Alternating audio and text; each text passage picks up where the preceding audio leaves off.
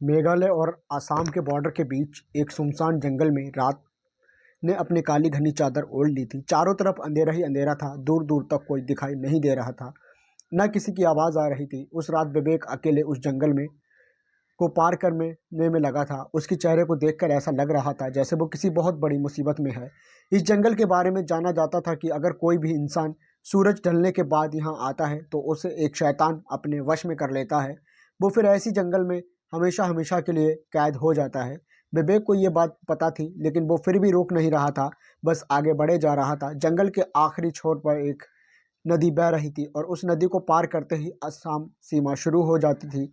उस नदी के ठीक बगल में लकड़ी से बनी एक पुरानी हवेली थी। हवेली के आगे एक बोर्ड लगा था जिस पर लिखा था वशीकरण बाबा। गांव के लोगों का मानना था कि उस हवेली में कुछ अजीब है। वहाँ ऐसी शैतानी ताकतें हैं जो हवेली में रहने वाले वशीकरण बाबा के मंत्रों की ताकत से इस दुनिया में आ गए हैं। 25 साल का विवेक अब उस हवेली के ठीक सामने खड़ा था और जोर जोर हाँफ रहा था। उस हवेली के दरवाजे पर एक बड़ा सा चौकोर निशान बना था, ठीक वैसे ही जैसे किसी मंत्र तंत्र की किताबों में होता है। विवेक हिम्मत जुटाई और दरवाज़ा खोला। अंदर उसने देखा कि एक बेहद अजीब सा दिखने वाला बाबा वहाँ कुछ हड्डियों का पूरा कर रहा है। बाबा की नज़र तुरंत विवेक पर गई। अब वो जोर जोर से बड़े ही डरावने तरीके से मंत्री को बोलने लगा। विवेक बाबा को देखकर घबरा गया था, लेकिन वो जिस मकसद से बाबा के पास आया था उसे पूरा किए बगैर वो नहीं जा सकता था। आज से 2 दिन पहले विवेक की शादी को 2 साल होने के आए थे। वो अपनी बीबी वर्षा से बहुत प्यार करता था, लेकिन कुछ दिनों से वर्षा के बदले बर्ताव के कारण विवेक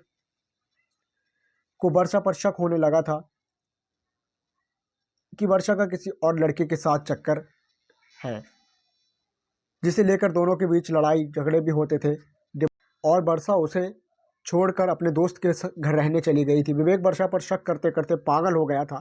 उसके दिमाग से वर्षा का ख्याल निकल ही नहीं रहा था। सोते जागते वो वर्षा के बारे में सोचता रहता। एक दिन वो उससे ट्रैवल कर रहा था तो उसकी नज़र सीट पर लगी जिस पे लिखा था कि 1 घंटे में खोए हुए प्यार को वापस पाएं, और इसी के साथ नीचे एक पता भी लिखा था। विवेक अब उस पते पर पहुंच चुका था, वशीकरण बाबा के पास। बाबा के मंत्रों की आवाज़ अब धीमी हो गई थी, पर अंदर एक गहरा सन्नाटा था। बाबा ने बिना विवेक की तरफ देखे उसके आने के कारण पूछ लिया। विवेक ने उस बाबा को सब कुछ बता दिया। बाबा ने विवेक की बातें सुनकर एक हल्की सी मुस्कुराहट के साथ उसे एक लाल कपड़ा दिया और कहा कि इस साधारण करके रोज रात वर्षा की फोटो देखकर विवेक को ये मंत्र पढ़ना है। धीरे धीरे से विवेक के कान में उस बाबा ने एक मंत्र कहा। इस मंत्र को पढ़ने के बाद वो बाबा फिर से अपनी पूजा में लग गया। विवेक ने बाबा को पैसे देने के लिए अपने हाथ आगे बढ़ाया, लेकिन उस बाबा ने कोई भी पैसा लेने से मना कर दिया।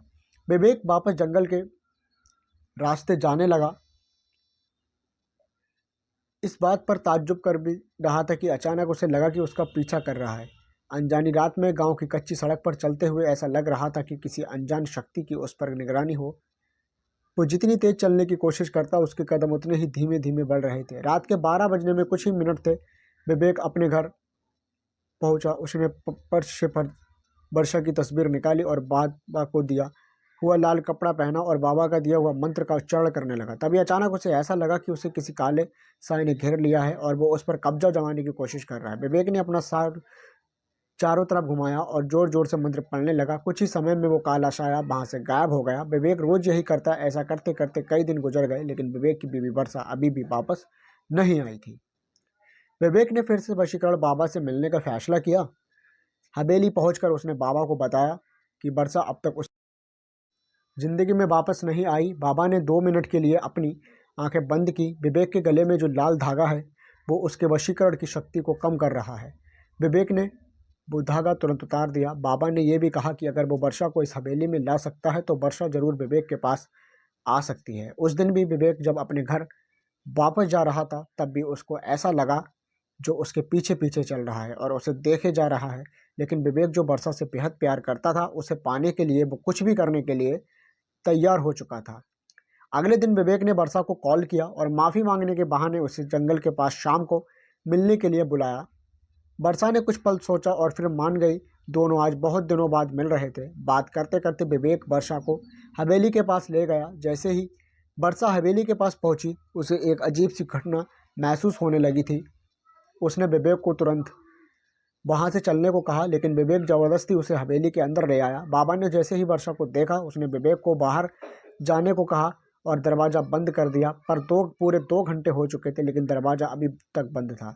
विवेक को अब बहुत ज़्यादा घबराहट होने लगी थी। कुछ देर बाद दरवाज़ा अपने आप खुला, लेकिन विवेक ने जैसे ही दरवाजे के उस पार देखा, वो देखकर विवेक के रोंगटे खड़े हो गए और अंदर वर्षा बेहोश पड़ी थी और उसके शरीर के चारों तरफ मोमबत्तियां जल रही थी। वो बाबा वर्षा के शरीर पर तरह तरह के निशान बना रहा था, लेकिन रोंगटे खड़े कर देने वाली बात तो ये थी कि वर्षा के पास एक बहुत ही भयानक सा काला साया मंडरा रहा था। बाबा ने विवेक को कहा कि अब वर्षा वही करेगी जो विवेक उसे बोलेगा, लेकिन इसके बदले उसे इस काले साए की सारी ख्वाहिशें पूरी करनी होंगी। विवेक को कुछ समझ नहीं आ रहा था। उसने वर्षा को वहाँ से चलने के लिए कहा तो वर्षा एक कठपुतली की तरह उठकर खड़ी हो गई। वो एक जिंदा लाश से ज़्यादा और कुछ नहीं थी। विवेक वर्षा की ऐसी हालत देखकर पूरी तरह दहल गया था। उसने बाबा से गुस्से में कहा वो वर्षा को पहले जैसा बना दे, लेकिन तभी तभी काले साए ने विवेक को पीछे से धक्का दे दिया। वो काला साया बाबा से क्षमा गया। उस बाबा का रूप एक भयानक आत्मा में बदलने लगा था। उस बाबा के चेहरे का रंग नीला पड़ गया और आंखें पूरी तरह सफ़ेद हो गईं और ज़ोर ज़ोर से हंसने लगा। उस बाबा ने अपने भयानक रूप में बोला कि वो किसी मामूली इंसान नहीं है, बल्कि वो एक शैतान का साया है जो इस जंगल में न जाने कब से कैद था, और उसने वर्षा की आत्मा चुरा के अपने आप को आज़ाद कर लिया है और विवेक को हमेशा के लिए अपना गुलाम बना लिया है। ये सब सुनकर विवेक वहाँ से फौरन भागा, पर वो उस जंगल में से निकल ही नहीं पा रहा था। वो जहाँ से निकलता, कुछ देर बाद वो वापस उसी हवेली के सामने ही आ जाता। धीरे धीरे उसके दिमाग ने काम करना बंद कर दिया और वो उसी जंगल में कैद हो गया। 2 महीने बाद उसी जंगल में पुलिस को 2 सड़ी हुई लाशें मिली। वो लाशें किसी और की नहीं, बल्कि विवेक और वर्षा की ही थी।